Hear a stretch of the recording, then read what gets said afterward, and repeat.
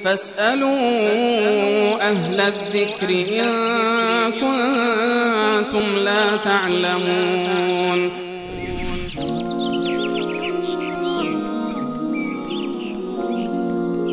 بیننده دیگری سلام کردن. علیکم السلام.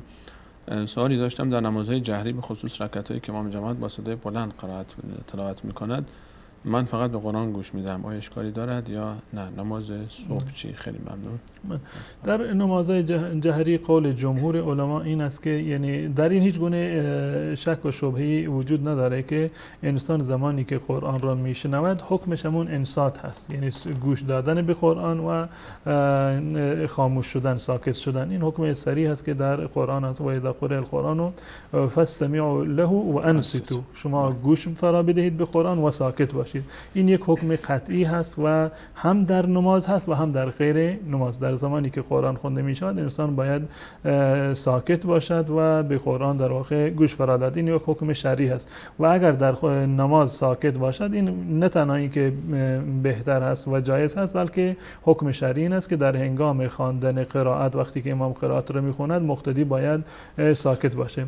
منتها یک بحث دیگه، این قول عموم فقها است، یعنی در این زمینه هیچ گونه شک و تردید وجود نداره که در هنگام قرائت امام انسان باید ساکت باشه.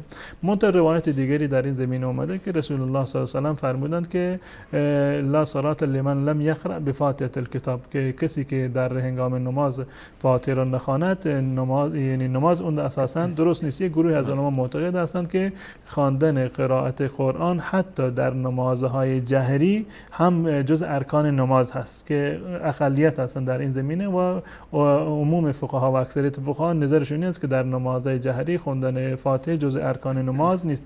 حتی اون گروهی از فقها که معتقد هستند که خواندن فاتحه در نمازهای جهری جز ارکان نماز هست، اونا هم میفرمایند که در هنگام قرائت انسان باید ساکت باشه و فقط در جای وقتی که امام ساکت هست و چیزی رو نمیخونه در اون زمان در واقع سوره فاتحه رو پشت سر امام بخونه.